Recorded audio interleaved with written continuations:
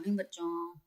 आज हम कक्षा 8 की गणित में अध्याय 13 सीधा और प्रतिलोम समानुपात का परिचय करेंगे।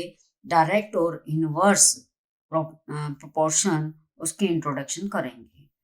आप इंट्रोडक्शन इसलिए की जाती है कि आप उसके बारे में जान लो क्या होता है। सीधा समानुपात और प्रतिलोम समानुपात क्या होता है, उसको जानने के बाद अगर आप एक्सरसाइज के क्वेश्चन करोगे ना तो बहुत आराम से होते चले जाएंगे। ठीक है, पहले तो हमारे पास अनुपात पता होना चाहिए। अनुपात क्या होता है? अनुपात जो होता है दो राशियों की जब हम भाग विधि द्वारा तुलना करते हैं तो उसको कहते हैं अनुपात। और अनुपात को हम दो डॉट से डिनोट करते हैं। अब फिर समानुपात, जब दो अनुपात बराबर हो जाते हैं, सम अनुपात, दो अनुपात बराबर हो जाते हैं उसको समानुपात कहते हैं। उसमें एक इधर अनुपात हो और एक इधर अनुपात हो, दोनों समानुपात हो जाते हैं। चार डॉट से डिनोट कर देते हैं हम उसको, बराबर से भी डिनोट कर देते हैं। अब आ जाते हैं हम सीधा और प्रतिलोम समानुपात क्या होता है, इसको अलग अलग करते हैं। पहले सीधा समानुपात करते हैं, उसके बाद प्रतिलोम समानुपात यानी इनवर्स प्रोपोर्शन हम बाद में करेंगे। तो सीधा समानुपात क्या होता है? जब आपके पास दो राशियां होंगी, अनुपात होगा तो दो राशियां तो होंगी ही। जब दो राशियां, मान लो ले लिया हमने x और दूसरी राशि ले ली y, जब दो राशियों के में एक के बढ़ने पर दूसरी भी वैसे ही बढ़े तो आपके पास, या एक राशि के घटने पर दूसरी राशि भी घटे तो उसको कहते हैं हमारे पास समानुपात। कौन सा समानुपात? सीधा समानुपात। कब होगा? यहां पे लिख लेते हैं, सीधा समानुपात। दो राशियों में एक राशि की मात्रा बढ़ने पर दूसरी राशि की भी मात्रा बढ़े तो उसको कहते हैं सीधा समानुपात। यानी x बढ़कर के x1 हो गया तो y भी बढ़कर के y1 हो गया, या x2 बढ़कर के x1 बढ़ के x2 हो गया, फिर y1 बढ़कर के y2 हो गया। यानी इसके बढ़ने पर ये बढ़े या इसके बढ़ने पर ये बढ़े, ठीक है, या घटने पर दोनों घटे, एक के घटने पर दूसरा भी घटे तो उसको कहते हैं सीधा समानुपात। अब अनुपात कैसे लिखते हैं? इसमें x और y का अनुपात, यानी कि x अनुपात y यानी x बटे y, और ये अनुपात हमेशा बराबर रहता है। x1 अनुपात y1 यानी कि x1 ओवर y1, और दूसरा है x2 अनुपात y2 बराबर है x2 बटा y2, और ये तीनों ही बराबर हैं, ये तीनों अनुपात बराबर होंगे। यानी x अनुपात y बराबर है x1 अनुपात y1 अनुपात x2 अनुपात y2, ये तीनों अनुपात बराबर हैं। यानी x बटा y बराबर है x1 बटा y1 बराबर है x2 बटा y2। मान लो इस के बराबर हैं, सारे बराबर हैं, सबको हमने रेशियो किसके बराबर ले लिया? के बराबर। x बटा y भी के है, x1 बटा y1 भी के है, x2 बटा y2 भी के है। इसको हम एक क्वेश्चन से समझते हैं कि कैसे ये सीधा समानुपात, ये जब ये बराबर होते हैं सारे अनुपात तो आपके पास ये और ज्यादा आगे भी हो सकते हैं। तो ये सब के बराबर हैं, ये सारे अनुपात हमारे के बराबर, तो ये सीधा समानुपात है। जब समानुपात एक राशि की मात्रा बढ़ने पर दूसरी राशि की मात्रा भी बढ़े तो उनका अनुपात बराबर हो तो वो जो है आपका सीधा समानुपात कहलाता है। इसको एक क्वेश्चन से करके देखते हैं।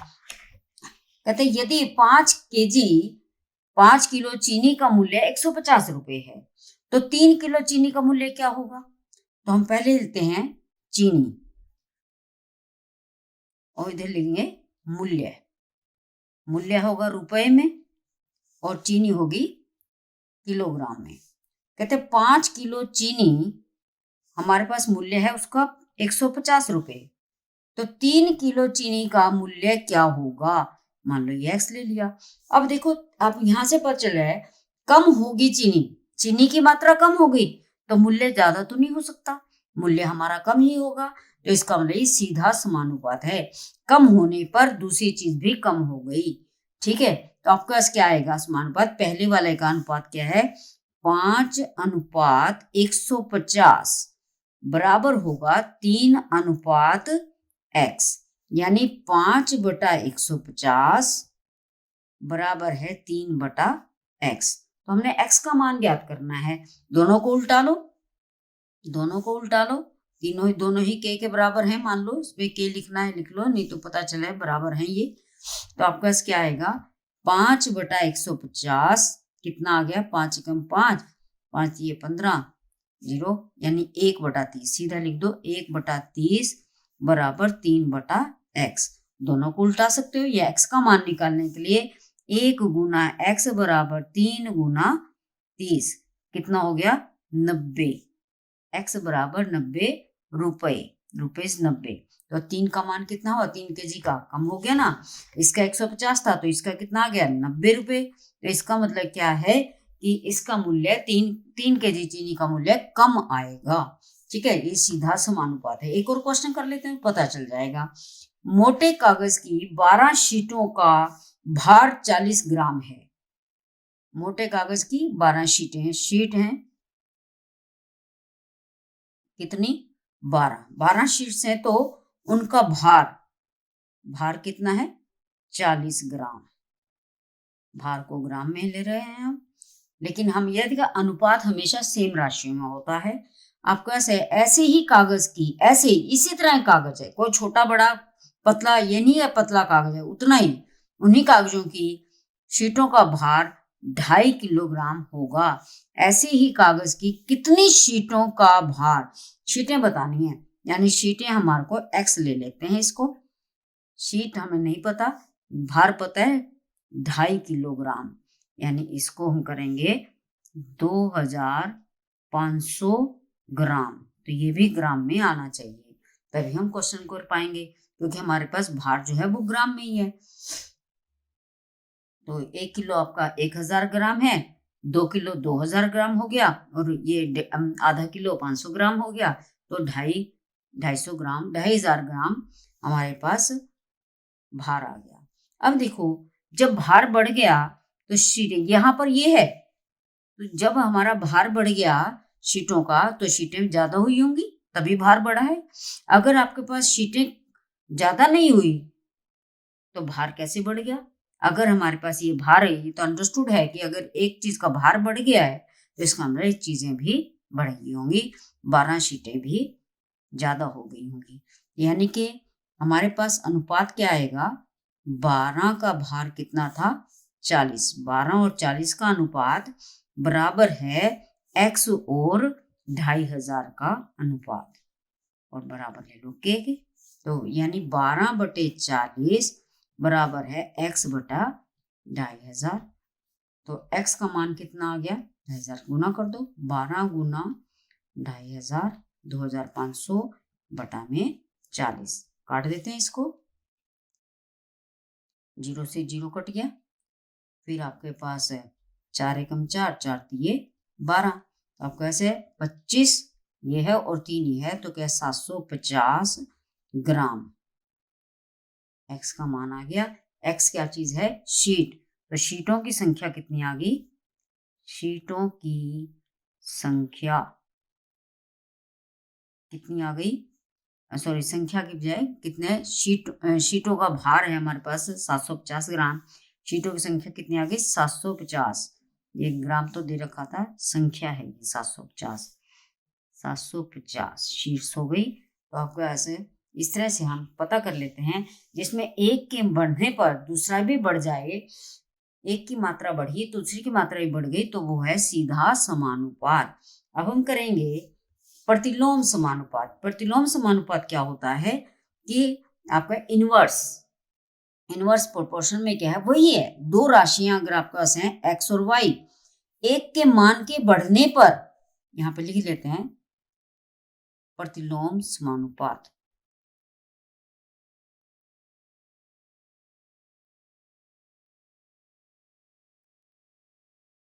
एक के मान के बढ़ने पर दूसरे का मान घट जाए, या एक के मान के घटने पर दूसरी का मान बढ़ जाए तो वो प्रतिलोम होगा समानुपात। समानुपात जब अनुपात समान है, अनुपात उनके अनुपात समान हो लेकिन क्या है वे उल्टे में हो, प्रतिलोम में हो, तो आपके पास क्या होगा, मान लो एक की इसकी मात्रा जो है x की x1 है और y जो है y1 है, घटकर ये बढ़कर है, इसमें बढ़ी इसमें घट गई, इसकी मात्रा बढ़ी और इसकी मात्रा घट गई, या इसकी मात्रा घटी ये x2 हो गया और इसकी मात्रा बढ़ गई तो आपके पास ये y2 हो गया। तो आपको एक की मात्रा बढ़ने पर दूसरे की मात्रा घट जाए या एक की मात्रा घटने पर दूसरे की मात्रा बढ़ जाए तो वो प्रतिलोम समानुपात होगा।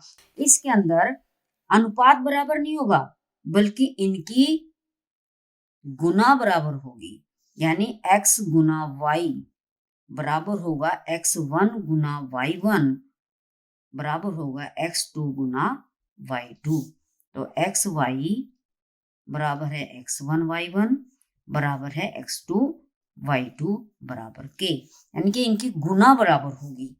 ठीक है, इसके अंदर हमारे पास अनुपात बराबर नहीं होगा, पहले में सीधा समानुपात में अनुपात बराबर होता है लेकिन हमारे पास प्रतिलोम में गुना उनकी बराबर होती है। देखते हैं कैसे क्वेश्चन से। अब कहते हैं एक किसान पशुशाला में 20 पशुओं के लिए 6 दिन का पर्याप्त भोजन है। एक किसान की पशुशाला में 20 पशुओं के लिए, पशु हैं 20, 6 दिन का पर्याप्त भोजन है, 6 दिन तक मतलब आराम से खा सकते हैं।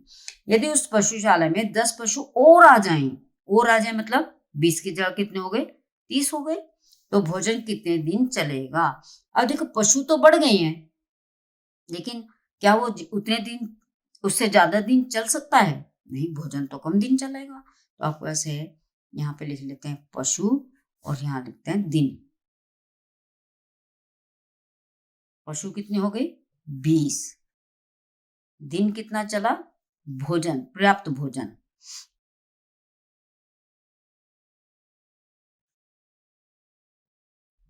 कितना है पर्याप्त भोजन, 6 दिन के लिए। ठीक है, अब पशु कह रहे हैं कि हमारे यदि इस पशुशाला में 10 पशु और आ जाएं तो और आ गए तो 20 की जगह कितने हो गए, 20 जमा 10 और आ गए ना, तो कितने हो गए 30 पशु हो गए। तो अब ये बताओ पशु तो बढ़ गए, 20 थे पहले, अब 30 हो गए, तो क्या हमारे पास भोजन 6 दिन से 10 दिन तक या 8 दिन तक चल पाएगा, क्या ये दिन होगा, नहीं हो सकता। तो आपको ऐसे ये कम होगा, इनके बढ़ने पर पशुओं की संख्या अधिक हो जाने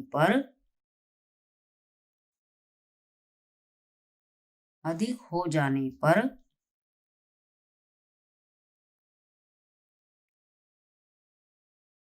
भोजन कम दिन चलेगा, भोजन कम दिन के लिए पर्याप्त होगा।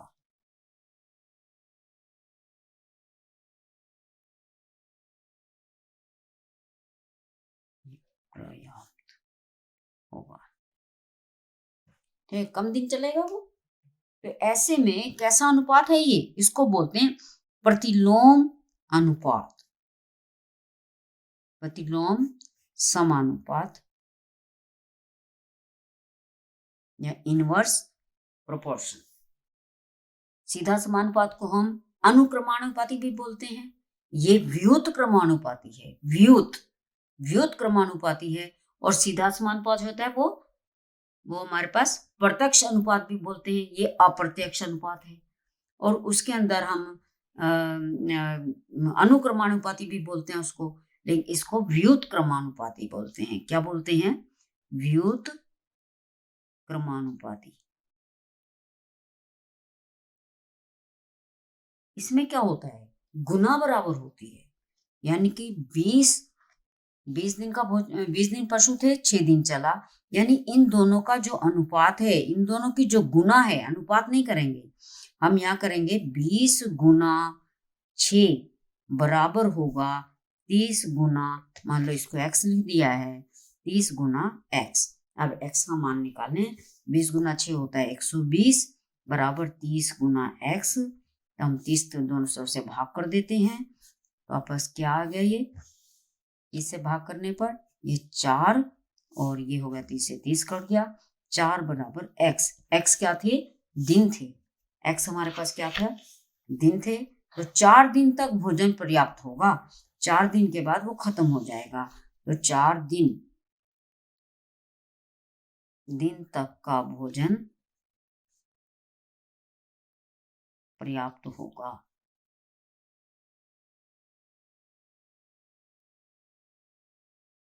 भोजन 4 ही दिन चल पाएगा। 20 पशु थे तो 6 दिन चल रहा था, और पशु बढ़ गए। अब देखिए ये इंक्रीज हुए और ये डिक्रीज हो गया, ये इंक्रीज बढ़े और ये घट गए, बढ़े और ये घट गए। तो इसका मतलब क्या है, ये प्रतिलोम समानुपात है। तो ऐसे क्वेश्चन में आपने सीधा समानुपात और प्रतिलोम समानुपात आपको समझ में आ गया होगा। सीधा समानुपात को हम क्या कहते हैं, सीधा समानुपात, इसका आप प्रत्यक्ष भी बोलते हो, इसको प्रत्यक्ष समानुपात, या इसको अनुक्रमानुपाती, अनुक्रमानुपाती क्या बोलते हैं, इसको अनुक्रमानुपाती समानुपात, इनका नाम है, ये भी बोलते हैं। और प्रतिलोम अनुपात समानुपात को क्या बोलते हैं, अप्रत्यक्ष, क्या बोलते हैं इसको, अप्रत्यक्ष,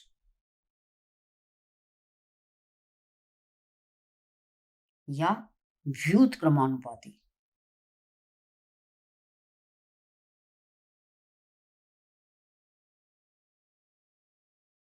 समानुपात